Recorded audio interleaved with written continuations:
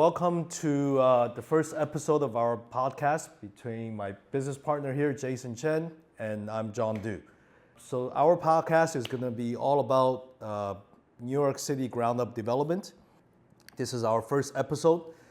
We just closed on a piece of land in Brooklyn. The address is 111 Smith Street, and we're currently in the design phase. So I thought the timing would be perfect to get this podcast started to talk about this ground up development business in New York City. So Jason, what you think about this podcast, and why do you think we should get this podcast started? Well, as we're starting this being our first podcast, I'm thinking that it's a good way for us to also just get out our thought process on the deal, on the project. You know, when we're working, we just go, just do it, get it done, but never talk about like our rationale for, okay, I was thinking this is why I do it, but this is also a good way for us to kind of reflect on that and have a conversation and understand how each other works. Absolutely. I think, every decision you're making along the way, there's just so much thought process that goes into it, and then you're dealing with a lot of third-party companies and professionals. I feel like it touches every aspect of real estate business, from acquisition to your design phase, where engineers and architects are involved, to general contractors, subcontractors during the build-out phase. And then when the project is done, you're dealing with inspections at the same time as brokers to sell or rent a space. So it just really touches everybody. Right, and especially in New York City, where it's not just building. It's not just construction. You go, start digging for your foundation, build your building. There's actually a process to the permitting, the design. It's a lot more than just, the physical construction and getting it built. So hopefully it's a good way for us to share our experience, and there's some value to everybody watching. Yes, absolutely. I think, as this podcast grows, I hope that we can take everyone throughout our project from now, the design phase, to when the building is actually built, and expand this community of developers and share ideas with our viewers and listeners. So very cool. So without further ado, this here that you're looking at is the project that we bought. It came with approved plans, and these are DOB approved plans. That's the building facade, but we're redesigning it. So here, as you can see, is the actual property, this plot of land right here. They're next to these three buildings. The owner of this building is actually the seller of this plot of land to us. Just a little bit about the neighborhood. Many of you might know that Boerum Hill, Cobble Hill, it's become, I call it the baby stroller neighborhood. It's very close to the city. It's got a lot of transportation around it, but it's one of the few neighborhoods that still has a very homey sort of environment with a lot of brownstones, many walk-ups, not too much land left for you to build high-rises. The zoning doesn't allow for it. So just, going down a block here, as you can see, these small brownstone shops, right? Residential end shops, they're just, that's the feel for the neighborhood. So I think we made the right decision to buy this plot of land. Tell me, Jason, what you have been tracking this deal for quite a while. How did we get here? This property has been on the market for probably at least 5 years. Pre-pandemic, I think 2018, 2019 is when I recall first seeing it.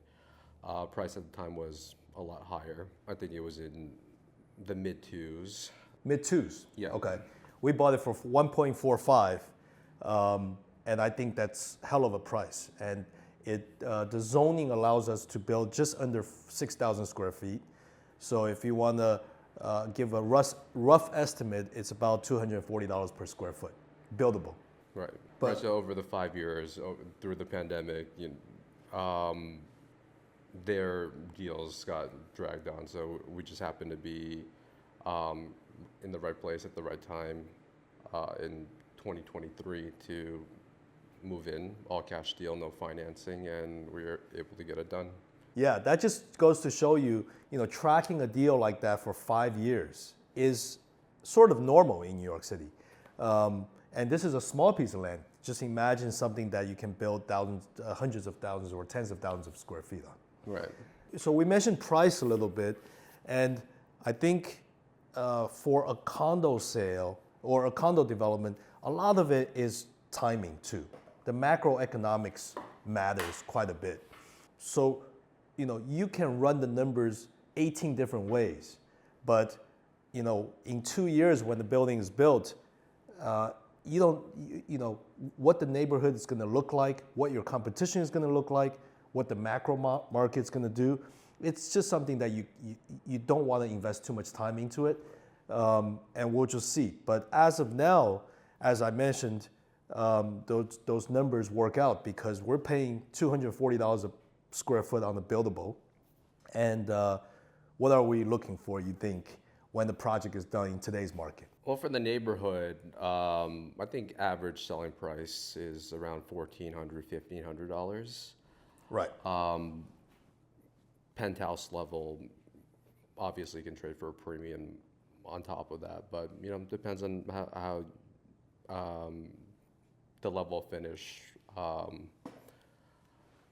But yeah, so even at 1,400, our entry price at $250, $240 a foot buildable, and then maybe $400 or $500 in construction costs, soft costs, gives us a good margin to do condos here. Right. So we're looking $250 a square foot, $500 a square foot in soft and hard costs. That gets us to $750. And if we can get anywhere, conservatively speaking, $1,200 a square foot, then we're okay. Most likely we'll get 14. Best case scenario, upwards of $1,600, $1,700, $1,800 a square foot. So I think going into something like this, you have to be conservative because this kind of business, real estate development, you're just throwing so much money in this thing without seeing any returns. Right. And then when the project is done, you're at the mercy of a lot of things that's out of your control. Right. I mean, our purchase price is locked in, thank God, but our $500 in costs, you never know what's going to happen. It could be $600, it could be $700, just things always come up. Absolutely, absolutely. But absolutely, the macro environment is incredibly important. Going back to how we got into this deal, when we made the offer in 2023, just interest rates have risen like crazy. Right. So there were not that many offers coming in. But moving along during our closing process, there were more and more interest as the Fed was talking about lowering rates and ultimately did lower rates. Buyers started flooding back, but we are already in contract at that time. So, yeah, I mean, that's right. So we keep talking about timing. That's actually also another factor that went into being able to lock this deal down is because we were making offers at the time, locking in the deal when no one was making land purchases because not no one, but that's an exaggeration, but very little bit of transaction going on in that field. So I think it would be nice to talk a little bit about your experience. What's your background in terms of development? Well, I cut my teeth in construction as a GC, which is actually how John and I met, or how you and I met. Yeah. And GC and also a lot of trade work. So Boerum Hill in particular, while I was doing foundation work, the foundation trade, I actually did a lot of foundations in Boerum Hill. Okay. So it was nice to. I already knew about the area, the neighborhood, and what a development in this area could trade for. From there, after construction, being a contractor, I always wanted to move more into the real estate field, more into development. So it just happened organically as I built the first couple of buildings for clients. Deals started coming in, and having the experience, let me feel comfortable making a purchase and going into building for myself. Right, and Jason and I, we met about 5-6 years ago. You were my general contractor for a building I built in the Bronx, in Riverdale. And I mean, we had a good working relationship, and I think that's why we're here partnering up on the development side of this project. But you, at the same time, you were building out my building as a GC. You were building out something for your own as well, right? Tell me a little about that. That building was in Washington Heights, also a residential. Well, this one was a completely residential development, 16-unit building. 16. Yeah. Right. Washington Heights, 163rd Street. Also another deal that was on the market for years and years and years, and I happened to be tracking. Which is funny, a lot of people say that you never find good deals on the market, but just so happens the last several deals that I did just happened to be sitting there for a while, coming down, and then if you're in the right place at the right time, then you can make your move and get a good deal. Awesome. While you're talking, So it was 465 West 163rd Street. so this was completely residential, elevator building, 16 units, and was it condo or was it for rental? Considered condo, but in this market, rental just made a lot more sense. Gotcha. Yeah, I mean, Washington Heights still technically Manhattan. You always wanted to do a Manhattan project, and this was my first. Good area, right by the subway train, so that there were a lot of good sells to this property. Reason for it being on the market for so long is the property next door. That parking lot belongs to the building next door. Okay. Further down, which is a prison. Uh-huh. So You're talking about this guy right here. correct. Okay. Or that whole thing on the rest of the block. All those couple of buildings Okay.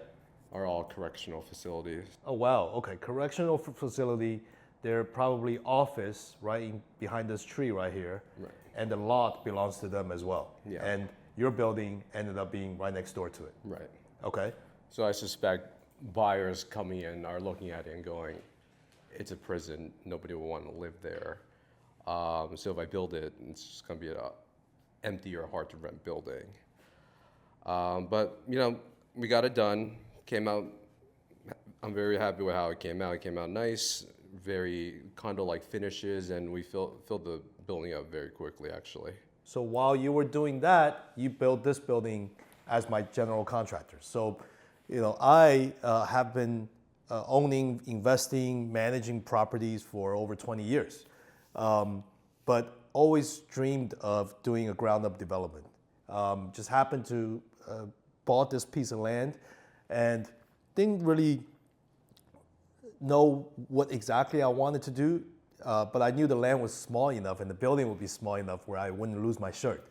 And as I've spoken to you, before you, I interviewed over 10, 12 contractors. Just never felt right about them, about their pricing, and more importantly, just how they had described their breakdown. So yours was very professional, and we ended up just going in and started doing this in 2019, and this thing got completed through the pandemic, which I was very glad, filled up quickly, and it's now stabilized. 111 Smith Street, I have to say, our closing really took a long time. So we went into contract, February of 2024. We didn't close till like early October of 2024. That took 8 months, and it was an all-cash deal. Why did it take that long? Well, on this one in particular, there was just so much, so many nuances, which was part of the reason why a lot of buyers couldn't understand the deal. Also, in my opinion, one of it being the lot. The lot was formerly one giant lot. You're talking about this lot from basically all of these buildings, including our lot, was one giant lot, right? Okay. So the buyer, or the seller rather, the seller was using, as he was designing the building, took air rights from the rest of his building. So that whole lot has a certain amount of air rights. A portion of it was already used for those existing buildings, and everything left over, he transferred onto this corner vacant portion and designed a building like that, after which he subdivided the lot so that he could sell it to us. But in this case, he had this entire lot where these buildings were already built many, many years ago, and there were some air rights left over. And he took that air right, transferred it to this land, and then cut this land out into a single lot, and then sold it to us. Right. So when they when they do something like that, we had to be very careful to make sure that, you know, once this deal is closed, we had all of these things in writing recorded. Otherwise, you know, we're just opening up a can of worms that we can't deal with after the closing is done. Right. So we had to go through a thing called the ZELDA, which is the zoning lot something agreement. Right. Zoning lot development agreement. Zoning lot development agreement. If it's one owner, a single owner, you know, they could do that, and then there's no question about it. You're using these air rights, but I own the entire property, so there's no question about, all right, is it being applied to this lot or that lot? Doesn't really matter. But us buying a portion of this required us to, you know, make sure everything was, you know, I's were dotted, T's were crossed, and everything was very clear cut about how it's being separated. So this zoning lot development agreement, ZELDA, just put everything on paper. That in particular required a different attorney with a specific skill set in this area. So that in part took months and months and months. All right, so I mean, you know, there's one more piece of I guess, pre-closing and or right after closing that you want to take care of. Many, I guess, newbies to this business wouldn't know is a neighbor access agreement. And sometimes these things could get dragged out and become so costly if you have a neighbor that doesn't want to comply with what you want, right? So, of course, we're on a corner lot here. We have two sides neighbor. One is to the left over here, and one is behind us. So, of course, the seller being one of the neighbors, we knocked that one out pretty quick. So I'll just show you a few pictures of what a neighbor pre-construction survey is all about. So the whole purpose of this thing is really to make sure that we're not, during the construction process, going to damage our neighbors' buildings, right? Because you're digging, there's vibration, and you want to make sure that these old buildings, you have a record of their existing condition. As you can see, there are some cracks and non-perfected areas on this facade already that we want to notate prior to beginning construction. So we hired a Domani, which was the company that did this. They sent a guy, they photograph all this, notate all of this. They got us inside the building and inside one of the apartments, but all the other apartments did not want to let us in. So yeah, so these are basically photos of what the guy took, and they'll be putting a binder, share with us, share with the neighbor, so we all have a record of what's existing. Now, after that, we're going to have to deal with vibration monitoring, optical monitoring, crack monitoring. They all deal with whether the building has shifted, existing cracks got bigger, and the digging process of our foundation, is it causing too much vibration? All of that is being monitored by a third-party company until we hopefully get out of the ground before anything happens. Right. One of the difficulties of building in New York City, everything's so close together, everything is so tight, everybody's on top of each other. You just want to make sure your work is not affecting those around you. And when it is inevitably with vibrations, all that, you want a good record of, all right, this was the existing condition. Did I actually do anything that affected you? Did I cause that, right? Because tell me the story that you were telling me just not too far from here. There's a job site that's stuck for years now that they couldn't get it restarted because something went wrong with the neighbors. Right. Well, I mean, on that one, it was actually work that caused some damage. But yeah, during the foundation phase, the new building required underpinning the old building or the neighboring building. Right. And while doing that, given the risk of doing underpinning work, the building cracked. Wow. The facade wall. Correct. Okay. While they're underpinning. Correct. Right. Underpinning is such a big risk where you're going below someone's building to give it extra support. And during that phase, just imagine you're going underneath it to give it, what would you use to support that? Well, you're digging underneath their building, Right. Little by little, and then you're pouring concrete. You're pouring additional concrete. Yeah, you're essentially building them an extension on their foundation so that it matches what you're building. So there's no settlement after that. Because your basement or your cellar or foundation footing will go further down than what their existing foundations are, which is a common case in New York because a lot of buildings were built 100 years ago. Right. Either they have shallow foundations, or lower ceilings. It could be a 8-foot ceiling in the basement, and you want 9 or 10. Right. So you'll underpin it that extra 1 or 2 feet, or it could be 6 feet, or they can even not have a basement. Not even have a basement. Right. And for you to have a cellar, you're just going to have to support theirs 8 feet, 9 feet below ground. Right. To underpin. And there's already a building on top, so you're doing it little by little, Right. digging a little, pouring, digging a little, pouring.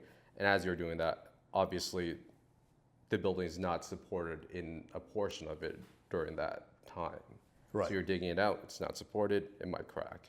And it did in that situation. The Smith Street neighbor, we didn't have a problem getting the access agreement, but this building facade, as you can see, is on Pacific Street, is the neighbor behind us, which is this building right here. So our building will go to our lot line, which will be basically almost touching this building's facade, which is shown in this particular photo. So we recently went and did a test pit.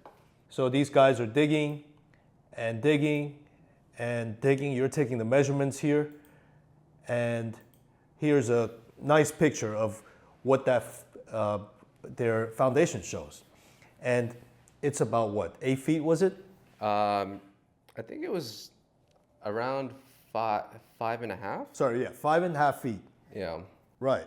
And we take the measurements here to send it to our structural engineer to design the foundation. But for this guy here, our cellar is not going to go all the way back to the extent of their building.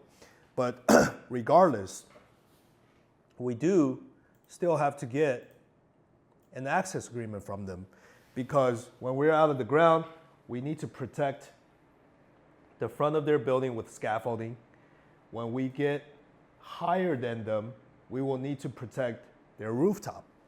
So all of this requires an authorization from this owner to allow us to do so.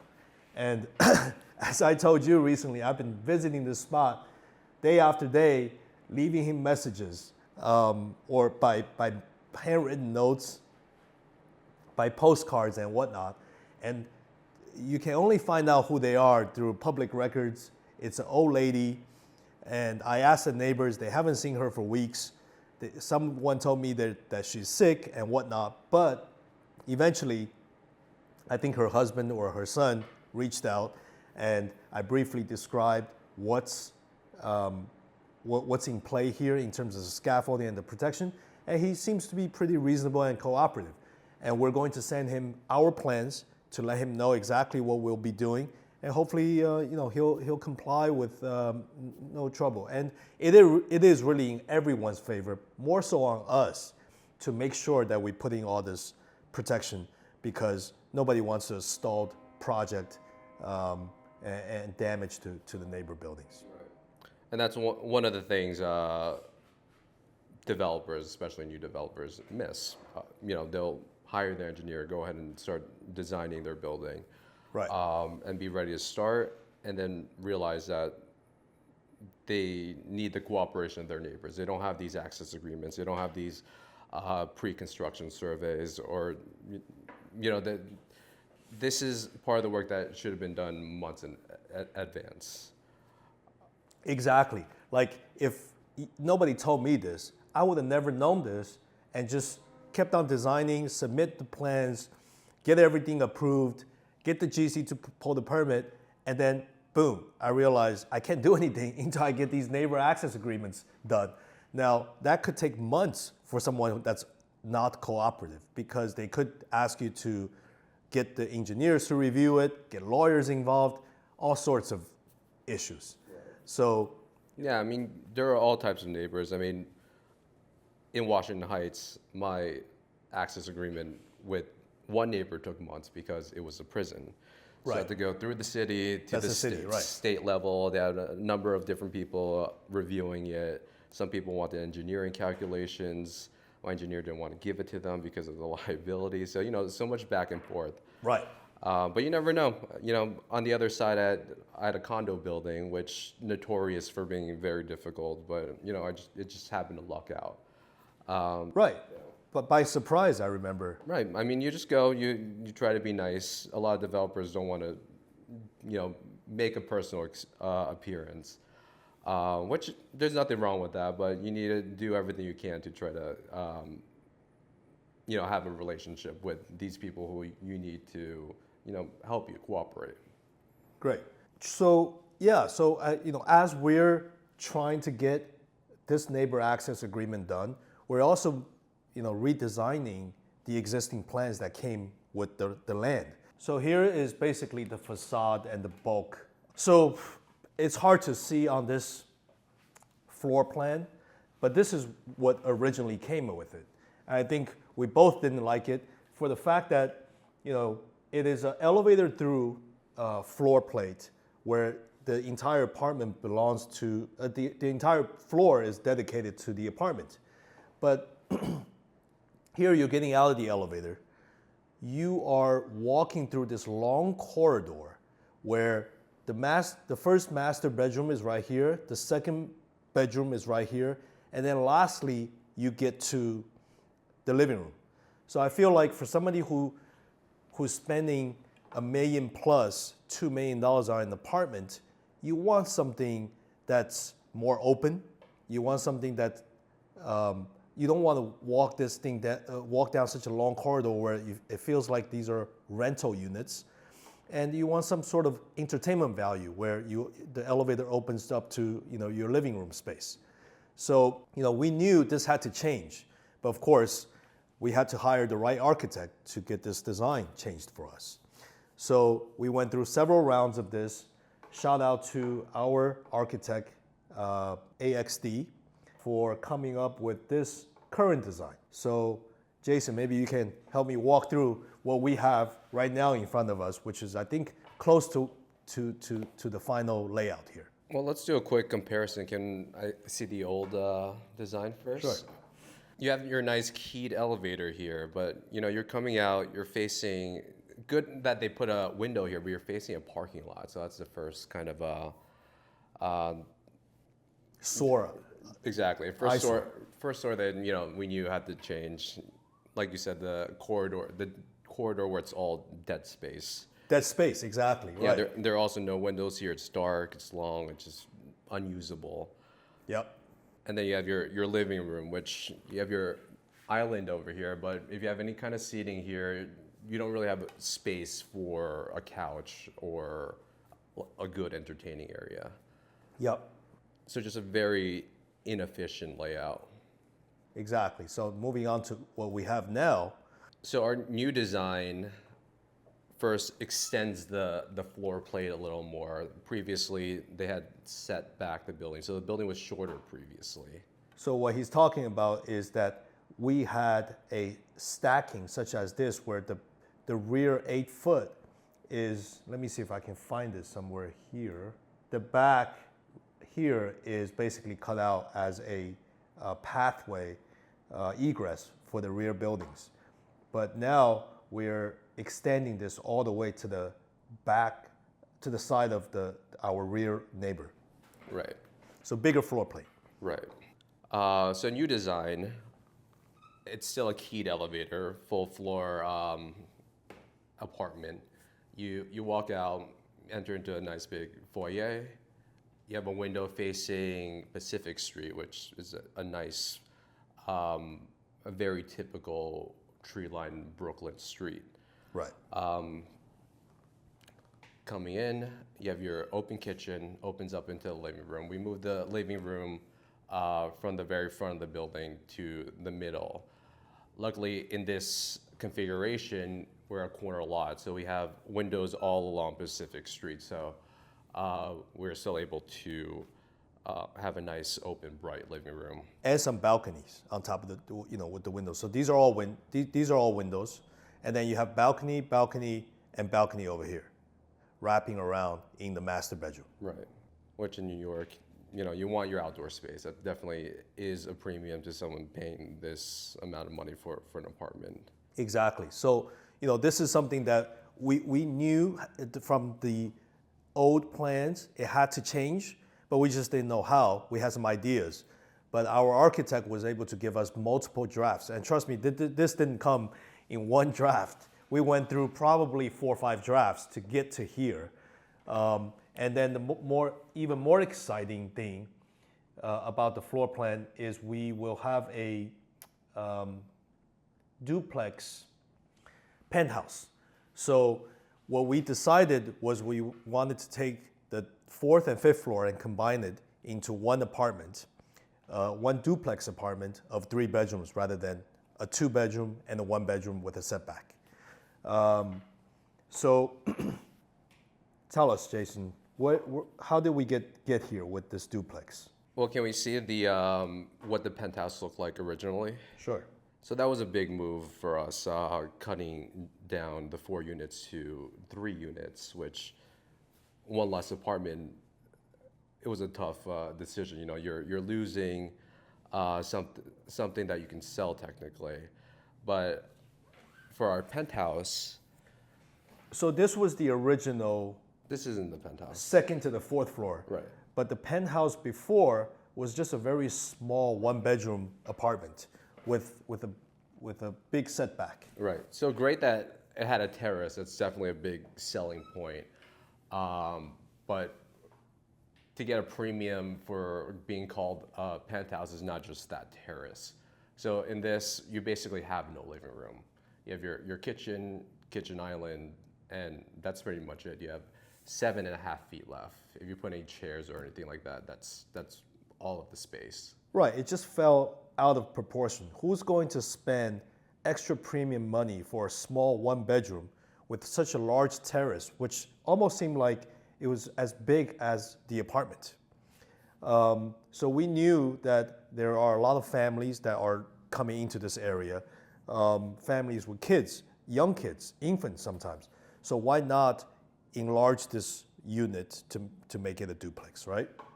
So now what we have here is this is the bottom floor of this duplex, which is the 4th floor. Same thing, elevator coming out, similar to the 2nd and 3rd floor layout, but the bedroom would be just basically be the terrace. Right. And then, Well, also my thing personally of any kind of development, if you can, especially for your higher level, your penthouse, my thing is double height ceilings. So if you want that premium, that's definitely a good selling point. So this is a duplex, 2 floors, so right above the living room that is open. That will be double height. just to give you a better idea of what he's talking about is, so we just got these on Friday and 2 days ago, and the double height will give you something like this. And this is amazing.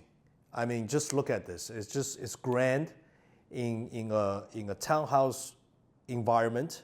This I think will wow any buyer. Right. So imagine walking into this, full wall, 20 feet high of all window, all glass, versus that tiny, cramped original penthouse design. Exactly. So all of this is great. Their plans, they're important. I think to have the floor plan changed, and having this double high ceiling, having a duplex, a floor through apartment with big terrace for the duplex. All of this is great, but somebody's eventually has to build this thing.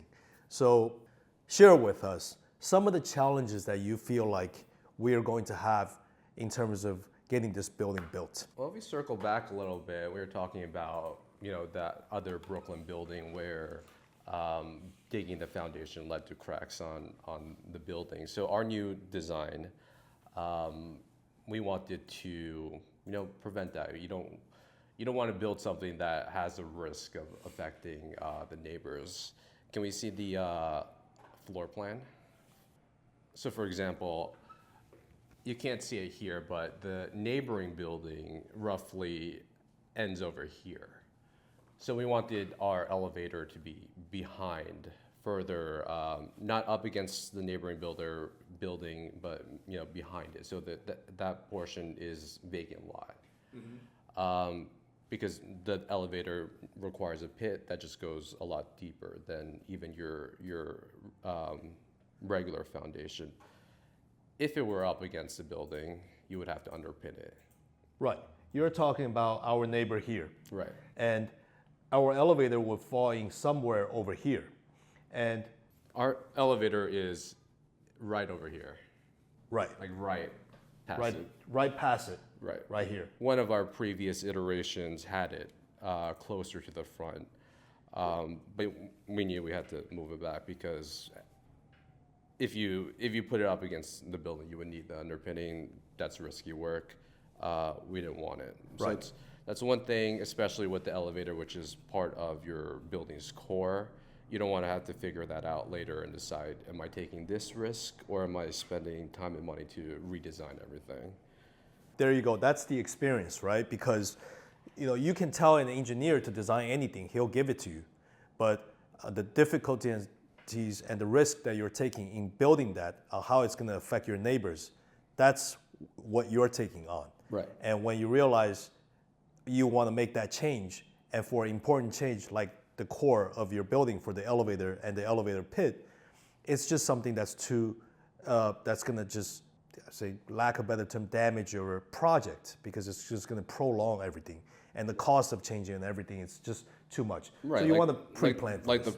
Like the previous approved plans, they had a ton of underpinning, and looking at it from the get-go, no, we have to figure out a way around it because that building just happened to look like that other building that was damaged, and Right. you can't help it. I mean, it's a masonry building that's 100 years old. It's piece by piece of bricks stacked on top of each other. Right. Over time, it's gonna lose integrity. Right. You don't want to touch it. Right. As of now, we're actually have eliminated all of the underpinning requirements. And going back to what you're talking about is still keeping the elevator a little further away from the neighbor's sidewall, right? Right. Okay, so that's one thing, and I believe that the underpinning eliminating that is huge, and aside from that, we also have a subway line that's very close to us. Talk to me a little about that. So it's a pro having the F train and the G train there. You typically don't want it right next to you, though. Right. So the subway lines both run right along Smith Street, which is one of the streets that we front. So that requires coordination with the MTA. Absolutely. So right. We're talking basically. Let me pull this thing up real quick. On Zola, it actually shows a very good image of where that subway line is and how close is it to us. Well, actually, on Zola is what confused us because, this green line right here is the G train. Right. And we thought this thing cut right underneath our property, which quite scary because it involves a lot of coordination with the MTA. Right. But it actually doesn't. The G line is actually with where that orange line is, which is I think the B or the D line, right? Isn't it the F? Or the F train, Yeah. yes, correct. Yeah. Well, interestingly, our engineer actually said that if the subway line were right underneath, we could potentially design it in a way where we could save money. I'm sure that would have required more coordination and certain monitoring would have cost more money, but the way it's designed now, not having it right underneath, is our building sits on piles. Right. So the piles have to go deep enough that our foundation, the weight of our building, does not affect the subway lines and the tunnels at all. So yeah, several dozen piles that go 50 feet deep. Wow. Which costs money. Sure. Yeah. Sure. So now with the fact that we know the subway lines are close to us, the previous plans actually was approved with an attached no impact letter from the Department of Transportation, or is that from the MTA? The New York City Transit Authority. New York City Transit Authority. So basically, this no impact letter states that you guys can go ahead and build without, just according to your plans, it won't disturb us. Because if it did, tell me you mentioned all the headaches that you would have to deal with some on-site supervision or whatnot. It depends. It's case by case, project by project, but generally they want you to monitor your project either by a third party which we will still have, but it's less stringent. So with the MTA, they would want the third party to monitor the vibrations, make sure you're not impacting their tunnels, and they want to be looped in on that. If it went a step further, they might have their own staff, potentially just sit there and watch this monitor. Right, and of course we're paying for it because you're basically paying a guy to monitor and watch everything that's going on through your foundation phase, and that could be anywhere from 5 to 6 to 7, 8 months, depending on how complicated the process is, weather and everything else. Right. Right. Which, it could pencil out for a huge project. If you're Hudson Yards or something, having somebody dedicated to that, fine. But right, our little project, that wouldn't pencil out. Or right, that's probably like it would an squeeze the additional, margins. what would you say, $75,000, $80,000? Probably more. I'd say it's in the six figures easily. In the six figures, And, 100 their plus thousand. time, their overtime, their benefits, you pay for all of it. Wow, right. So that no impact letter is huge, and the way we're redesigning our building, we're of course keeping that in mind to make sure that we keep that no impact status. Right. So no matter what, you need to go through their approval process. Our plans were submitted to the MTA first, or rather the seller's plans were. Our new plans will be submitted to the MTA, get approved, and then only then can it go to DOB for their review. There you go. So now that we have everything that's very close to submission, I just want to briefly touch on what our next steps are. With these plans in place, if you're inexperienced, you're thinking, let me go and submit this. But we actually need to submit a tax abatement prior to that, which is called the ICAP. It's for the retail space down at the bottom. The city has this program where you make improvements on certain properties, you get a tax abatement for up to 25 years or 35 years sometimes, depending on your project. And if you draw a permit, you're not going to be able to get that abatement. So first we have to submit that.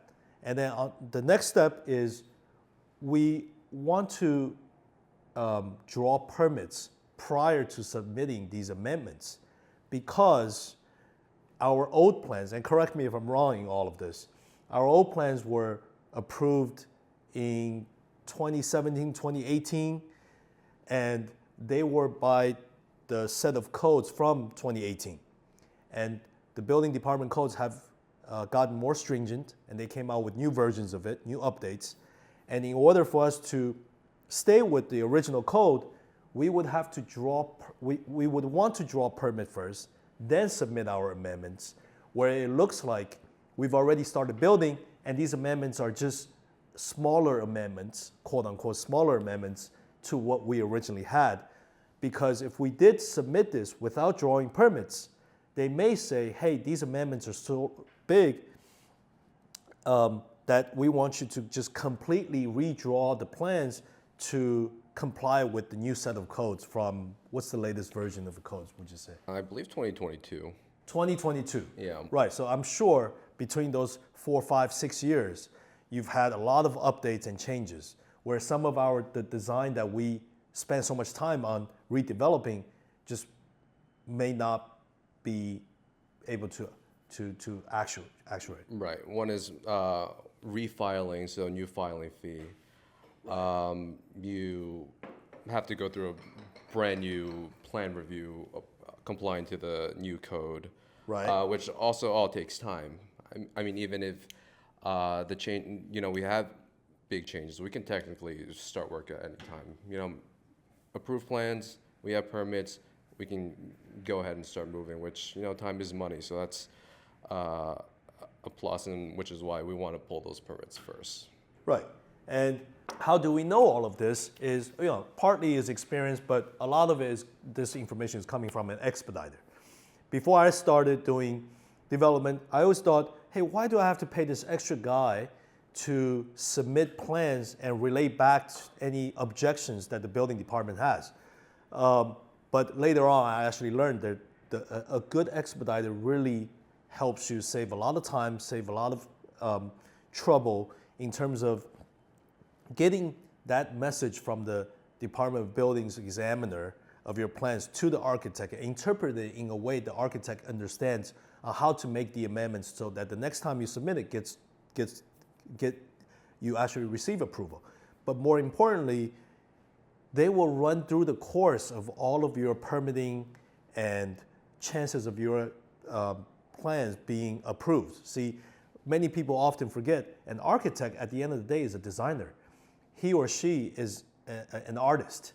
So they're not code experts. And these codes can just get very complicated, where the expediter sometimes can actually review the architect's plans prior to submission and tell them, hey, look, you've got to change it this way and that way before we even make this first submission, to save some hassle of getting multiple or a big bundle of objections back. Right, because code changes, even if it's not like a major change, interpretation of code changes. So, they're at the DOB every day, they're talking to the examiners, they know what needs to be done. And, it's good to know from the get-go instead of, submitting, get rejected, submitting, get rejected.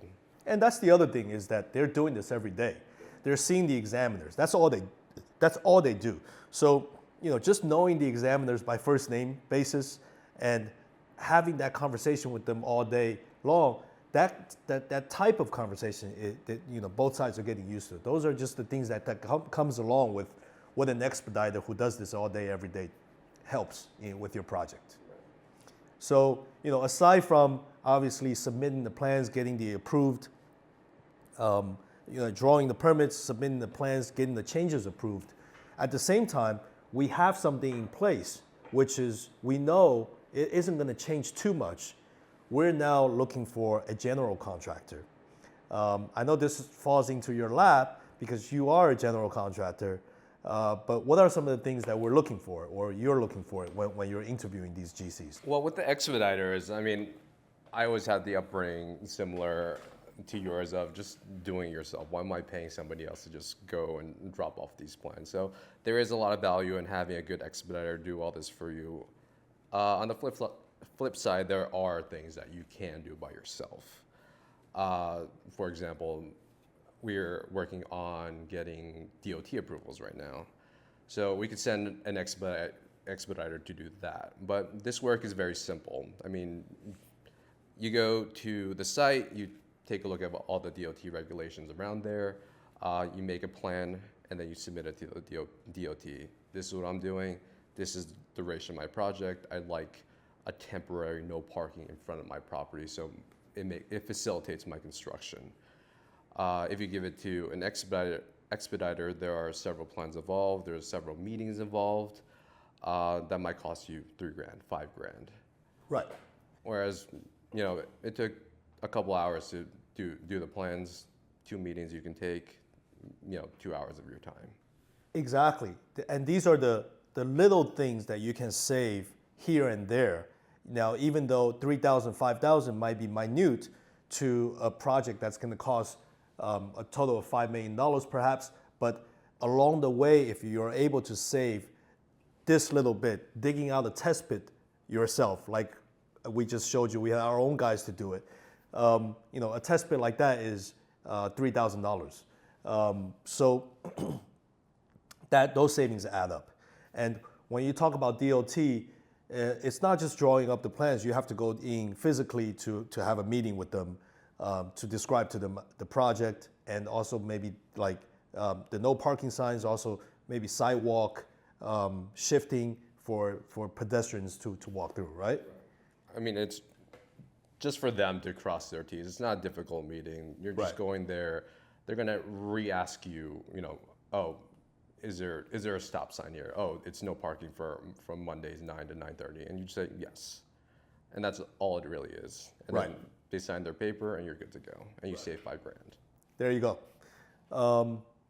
So general contractor, we've sent these plans out with the understanding that they're in the approval process. Some things may change. Our MEP plans and structural plans are still being prepared. But with what we already have updated, those plans we can get rough numbers for. And I think we already received one general contractor's bid, which is on the higher end side. And I don't think we're going to go with him. But what are you looking for when aside from obviously the number when you're interviewing GCs? Well, you want to make sure you can work. I mean, the number is important, of course. You want to also make sure that you work well with your GC. Right. Similar mindset, work ethic, just, you can collaborate well with them. Yeah. I mean, you are going in bed with the person for 2 years, right? Right. So for us, some other developers, I'm sure, are in a similar position. Some are not. For us, it's, all right, do we build it by ourselves? Given I do have a GC background, or do we find a separate GC and have them handle the entire project? Right, and that decision we're still in the process of, pending on the bids that we receive. Right. So we have one number. We have our own number from our own takeoff, and we have a couple more coming in. So far, the one is very high. Right. Just to get rough numbers out there, we're estimating the project to be, the construction side, the hard cost, to be about 3.5. And we received a number back at 5.5. Now, that's not to say just it's not just compare one number to one number. This particular GC may be fitting for a homeowner that wants to renovate a townhouse that's already existing. Perhaps some of those numbers that's on the interior finish side may be reasonable, but perhaps he's not as experienced in ground up developments with the foundation numbers and the concrete numbers. Those may have brought up the final number up that high. So we are digging through those numbers. We may or may not have a conversation with him about it, but right now it seems like it's too drastically apart. But as we get more bids in, one thing you had mentioned that's important is that you want to make sure that you can communicate with your GC, you can talk to him, you can collaborate with him, because there are going to be a lot of meetings back and forth. You want to know that you can get him on the phone, you can be on the same page with him in terms of how your dialogue goes. So this is the part where you kind of want to feel that guy out a little bit prior to even digging into the numbers. Right. I mean, personally, every GC is different. Every client is different. What you're looking for can range. Personally, I'd prefer somebody more boots on the ground. Right. Do more, be more hands-on with things. Right. When I'm running my job sites, a lot of the trades, I have my own guys doing it. Right. So if you're subbing 100% out, naturally it's going to be a higher cost. There's going to be a premium to it. So I'm thinking that's one of the reasons the numbers coming out so high. But also my projects, partly because I was learning. I'm the project manager. I'm the superintendent, which is also a big cost if you're hiring a third party licensee. So all that adds up. But going back to saving the $3,000 to $5,000 along the way, there are just so many opportunities for you to shave off a little in your costs, which is how you bring it down from the 5s to the 3s, which is what we're looking to do. Exactly. So I think we'll have a lot more information to come on our next episode about our actual GC interviews, and hopefully we land on someone that we can work with. And all those things you talked about in terms of maybe selecting a different sub that we've worked with, but still be under him for that general contractor to supervise and work with. All these factors will be involved in deciding the general contractor. So it's a very deep conversation that we'll have, but hopefully we'll get someone very soon. So as everybody's heard here that this involves just so many things, and it's exciting, it's fun, and being able to get through these hurdles and eventually break ground. There's just so many things involved prior to that, where you want to get all your ducks in a row. So this will end our first episode. Do you have anything to add before that? No, I think that was a good first run for us. Yeah, we hope to bring you guys many more. And the plan, I think, I haven't actually talked to you about this, but maybe every 2 weeks. That's 26 episodes a year. We're estimating this project to be about 2 years. So it's total about roughly 50 episodes to complete the project. And what you think? Yeah, and hopefully our experience imparts can let us impart knowledge on how to run a development project a little better. Absolutely, and I think a lot of people that I speak to, whether they're lawyers or brokers or architects and engineers, they've all in the back of their mind kind of want to develop a project on their own. And they are all seeing it from one aspect of it, but from seeing it from a developer's side, I think this pod will be able to get them interested and maybe share some ideas. And I'm sure we'll be bringing on some of these professionals to come onto our pod and actually have a conversation. All right, sounds good.